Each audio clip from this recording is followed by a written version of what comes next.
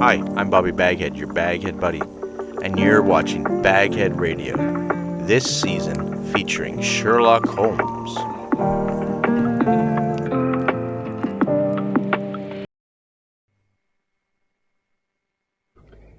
Now the world is coming to a sorry state, Watson.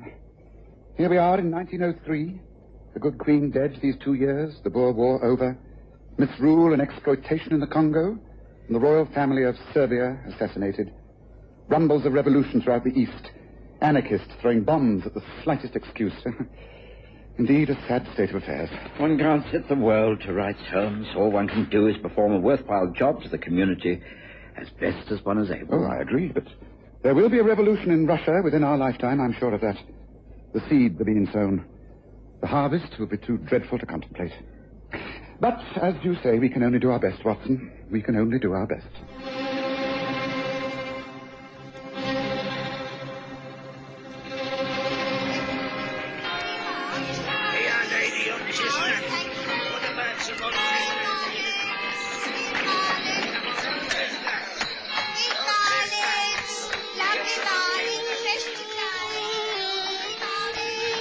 We present the stories of Sherlock Holmes.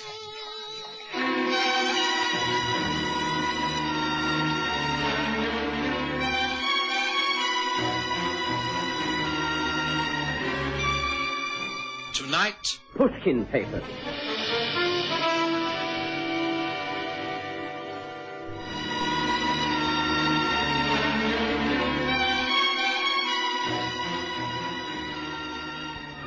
It had been rather an eventful year, as Holmes had pointed out, and the future looked quite gloomy as far as international affairs were concerned. But my practice in St. John's Wood was doing rather well, and I was contentedly married, so I was a happy man. Mary, my wife, had gone up to Cumberland to stay for a few weeks with her aunt, and, as was my practice, I returned to my old rooms at Baker Street. It was like old times to breakfast with Holmes, reading the papers while a cheerful fire crackled in the grate and the rain splattered against the window panes. It was also like old times to have Mrs. Hudson announce a visitor. Gentleman to see you, Mr. Holmes. Won't give no name and hasn't got an appointment. Shall I show him back out again sharp? No, Mrs. Hudson. It's a rainy morning. Maybe something of importance. Show the gentleman in. Very well. In here, please. Thank you. I do beg your pardon, Mr. Holmes. This is an intrusion, but I thought it necessary. I shall not take up much of your time. Oh, come in, sir. State your business. You may speak freely in front of my friend and colleague, Dr. Watson. Oh, the good doctor's name is known to me. I am Jason Pushkin. I am of British nationality and Russian antecedents. I am a bachelor, a scientist, and an inventor.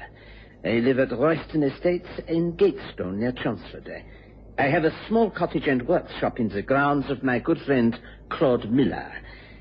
I understand that you are not only a famous detective, Mr. Holmes, but that you have a brother, Mycroft, who is somewhat attached to the British Foreign Office. Is this correct? This is perfectly correct. If you can state your business as clearly as you have given your background, we shall get along famously. Oh, thank you. I have papers, secret papers, which I can trust to no one.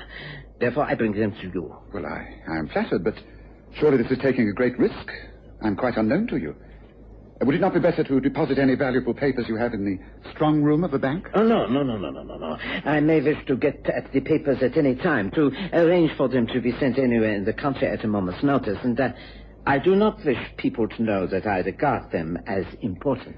I take it that your secret papers are some form of protective weapon which the country may be developing. Chelmsford is the headquarters of the Naval Research College. I need say no more. No, indeed.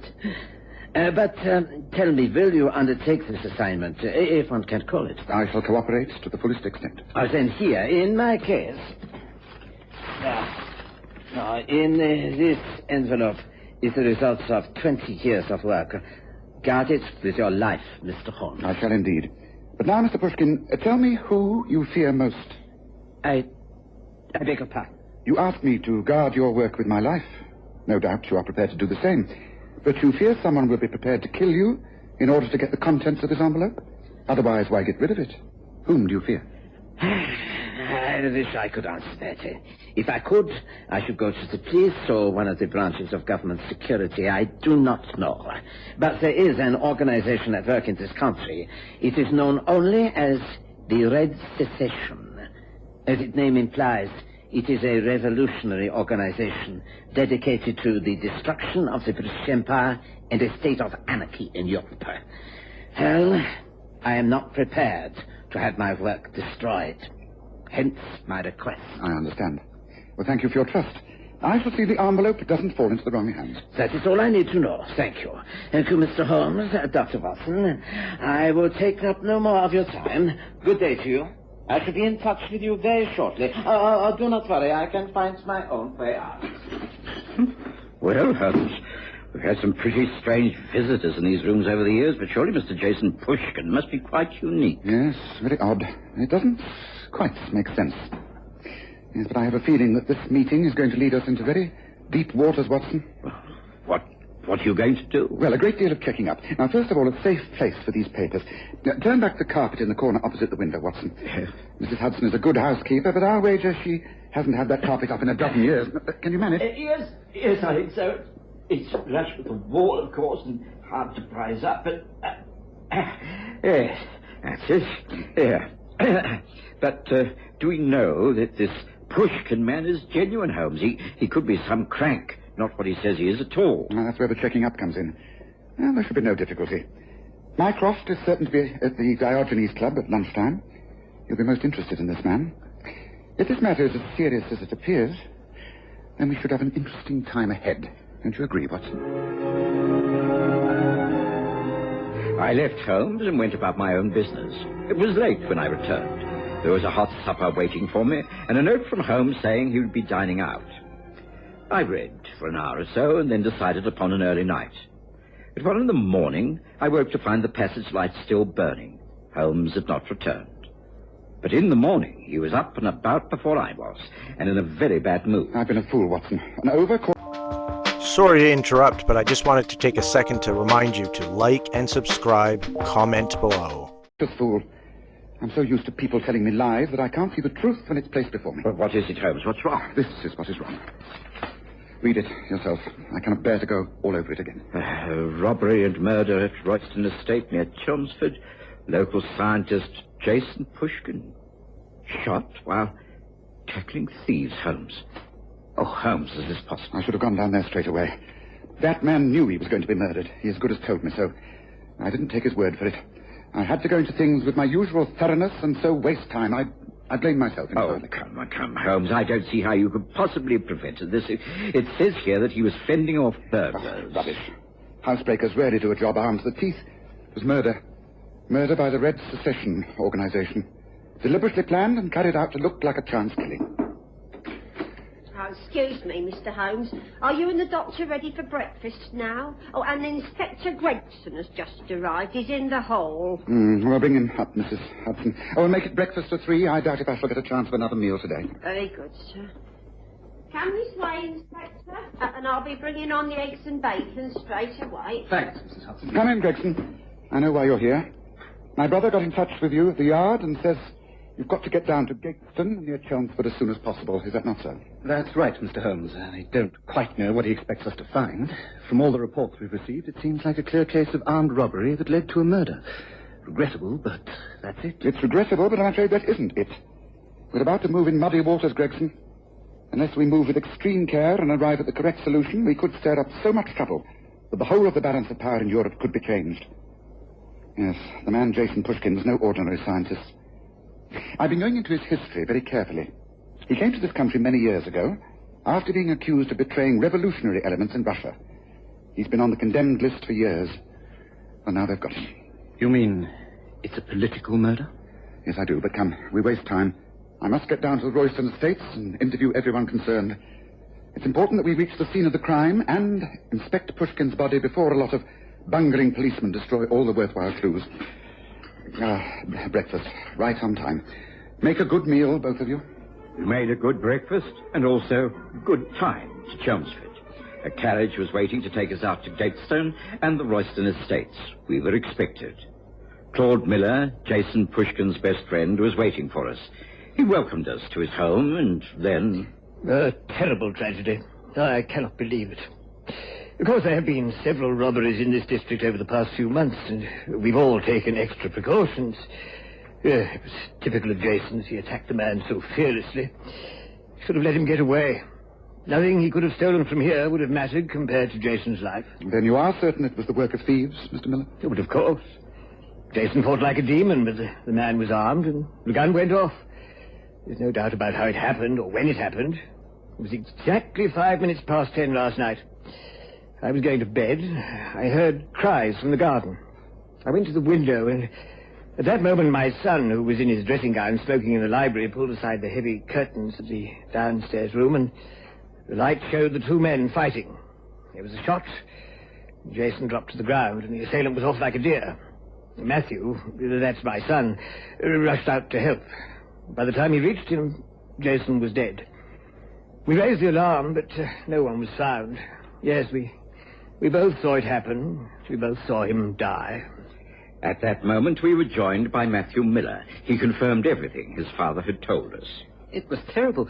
I was so concerned about Jason that I knelt beside him, not realizing that he was a dead man.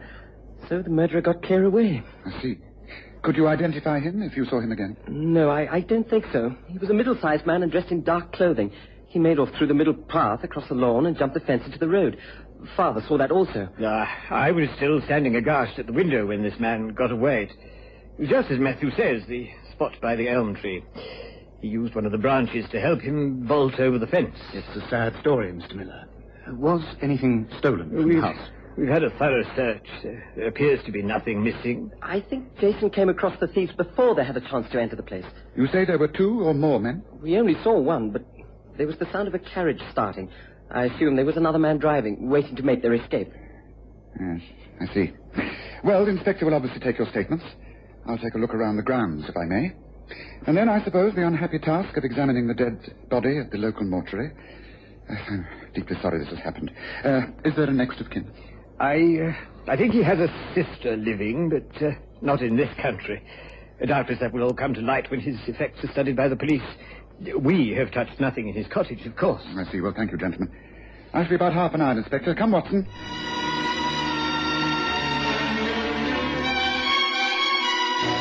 For about the next 35 minutes, Holmes went over the drive and gardens with his usual thoroughness. Eventually, out on the road, he gave an expression of satisfaction and demanded that the inspector be called and a visit made to the mortuary. There, his time of examination was even shorter, and within the hour, we were back at the railway station and just in time to take the return train to London. Well, Mr. Holmes, have you reached any conclusion? Oh, yes. It's an extremely obvious case. Elementary, my dear Inspector. You think the unknown assailant was a member of the Red Secession? The whole thing is staged to look otherwise. That is exactly what I think. Well, in that case, I hardly think it's obvious. It means we're looking for an assassin who will immediately disappear into thin air, almost certainly to get away from the country as speedily as possible. Oh, I don't think so. No, I don't think that at all. Look, I shall pose two questions to you. Ponder on them, because they will prove the key to the mystery. One is, why? If it was an anarchist bent on revenge, why was a bomb not used? Now, this is traditional. And the second is, why rob the house and not the cottage? Well, I don't know. You, Watson? Well, neither do I, but I do know one thing. Whoever killed Pushkin must have been after those papers, and therefore I think we can... Yes, Doctor? You were saying? Yes, well, I think Watson means we shall expect even more trouble. If I may make a guess, and I loathe guessing, I should say the next development will take place about breakfast time tomorrow. But we shan't ask you to join us, Inspector. We'll be in touch later. And that is all we could get out of Holmes during that journey. Or, for that matter, that day. The next morning dawned bright and clear, and I was up and about early. So was Holmes. And when Mrs. Hudson brought in the breakfast, she also carried a small parcel on the tray. There we are, just as you like it. Sausages, kidneys and bacon, and kedgeree, just to make a change. Oh, and this came for you, Mr. Holmes, special delivery. Oh, thank you, Mrs. Hudson. Please place the breakfast on the sideboard and the parcel on the table. Yes, now, Watson, what do you make of this? Just as I know. Yes, the time is just a few minutes to 8 o'clock. My habits are well known. We sit down to breakfast at 8 sharp, but not, I think, this morning, Watson. Listen.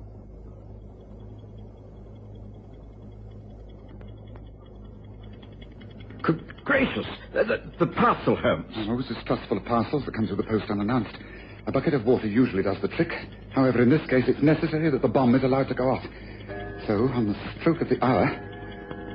Now get outside in the passage, Mrs. Hudson. Down, Watson! Now! I could scarcely believe my eyes. On the stroke of 8, Holmes lobbed the parcel at the window. The explosion rocked the room. Mrs. Hudson nearly fainted away in the passage. A lot of glass flew about the place, but neither Holmes nor I was injured. However, Holmes immediately gasped out. Get a carriage ambulance at once, Watson. Oh, heavens, Jones. Are you hurt? Oh, it is terrible. Just look at the window. Holmes, we don't need an ambulance, surely. Yes, we do, Watson. It's most important that whoever sent me that bomb thinks he's been successful. I wish to be taken to Paddington Hospital immediately, and I rely upon you to quieten Mrs. Hudson. And give out to the newspapers that I have been most grievously injured. I rely upon you. Right. Now, come now, not a moment to lose. The whole neighborhood will be here within a few seconds. It was all arranged as Holmes ordered. The ambulance men carried his still form out on a stretcher. And an hour later, I gave the sensational news to the London press. Mrs. Hudson, of course, had to be sworn to secrecy. But once she knew Holmes was perfectly all right, she entered into the spirit of the thing with alarming enthusiasm. By the late afternoon, she was completely absorbed in her role. Been crying my eyes out in front of the neighbours, I have. Describing the blood and mangled remains on the carpet. Oh, I really should have been an actress, you know. Wasted talent. Oh, by the way, a telegram's arrived for you. I've got it here in the pocket of my apron. Oh, thank you. Oh, good gracious me, this is terrible. Oh, not more bad news, I hope. Oh, my wife, she's taken ill in Cumberland. I have to leave immediately. Sure enough. Holmes. I'm glad I got here in time. Oh, Holmes. Pray excuse my garb. It was essential to enter the building incognito. Hence the work clothes. I've come to inspect the damage to the window. Now, look here, Holmes. This has gone on long enough. I've just had this telegram from Mary. She's been taken ill and needs me. Why not check on it first, Watson? Send a wire inquiring about Mary's welfare, and I guarantee that you'll get a reply at once saying she's in splendid health. What you mean? You mean that... You are needed, out of the way. I'm in hospital, you are going to Cumberland, and Mrs. Hudson here is going to spend the night with her sister. Am I? Yes, you are. There will be no one here from now on, and the place will be completely unguarded. Oh, I see. You're expecting the place to be burgled. Exactly. Why go to all this trouble unless there's a reason? And the reason? The Pushkin papers, of course. Now, are you going to your sister's, Mrs. Hudson? Well, if you say so. I've never been so confused in the whole of my life. It still makes a change, doesn't it? You're doing splendidly, Mrs. Hudson. There's only one thing I want you to do now, and that is leave the back door open. I'm expecting Inspector Gregson to join us later. Go on. Right. Go now. Oh, and don't talk about anything you've seen or heard in the last 20 minutes. No, yes, Mr. Holmes. Oh, dear. I don't know what sort of part I'm supposed to play next. Where's it all going to end? That's what I ask myself. Where's it all going to end? Well, Holmes, where is it going to end? The capture of Jason Pushkin's murderer and a lead on the trail of the Red Secession. And when is it going to end? Well, our part of it all shall be over and done with tonight. I never thought I should have to hide out in my own home. Well, Watson, it seems it's necessary. Come, let's get ourselves settled down. Gregson should be here soon. I think he'd better take the other room. We'll have to make do with the alcove and the curtains across it. Let's set the scene for the final act. Holmes and I concealed ourselves as best we could, and then began the long wait. It seemed hours. The room grew dark and cold, but Holmes forbade any light, and I remained cramped and irritable. You sure about this, Holmes? I mean, we could be here all night. We shan't be. But is it necessary? I mean, if the inspector's men are posted about the place, can't they handle it? Oh, that is unworthy of you, Watson. This assignment was entrusted to us. And... Wait. Listen. Our visitors are here. Quiet. Careful now. The main sitting room must be off the landing. This way. How can we make a search without using a light? If we come in the daytime and risk it. Madness. We will manage. Come. This way.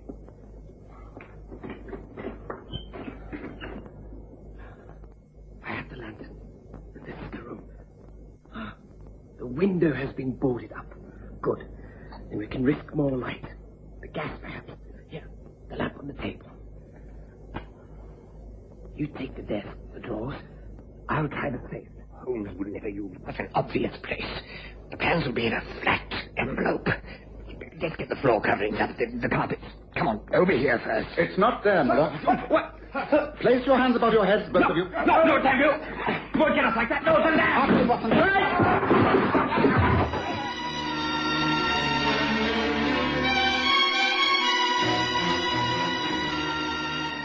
There was total confusion, and then Inspector Gregson's men took charge. The two men were overpowered. The main gas bracket was lit, and Claude Miller and his son were handcuffed together and taken away. Holmes and I tried to restore a little order to our rooms. Well, as I said to the inspector, it really was elementary, my dear Watson. It was clear from the first that the only people Jason Pushkin could have been scared of were the two men who lived in his immediate vicinity. I checked on Claude Miller and found his real name was Klaus Müller, and he had friends in the assassination of the Serbian royal family, a direct link with the Red Secession movement. The coincidence was too great. His son shot Jason when he went up to confront them that night. Their story of the armed burglar just didn't hold water. There was a ditch beyond the fence where the so-called burglar was supposed to have made his escape. The earth was wet. It had been raining and there were no marks in the ditch. No marks of the carriage on the road. Well, there's no need for this envelope. Yeah, but Holmes, the plans. The original envelope has been with Mycroft for days, Watson. You don't think I'd take a chance like that with the plans for Britain's new submarine, do you? Oh, well, I know what Mrs. Hudson's new role will be in the morning. Charwoman. She won't care for that.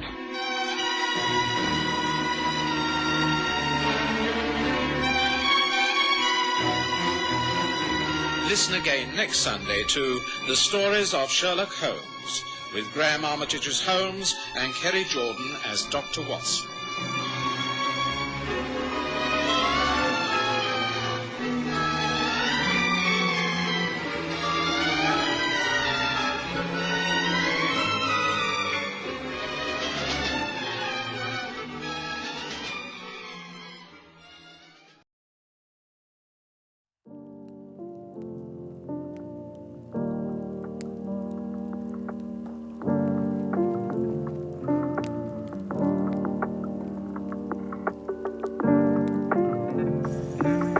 I'm Bobby Baghead, your Baghead Buddy, and you've been watching Baghead Radio. Please click like and subscribe.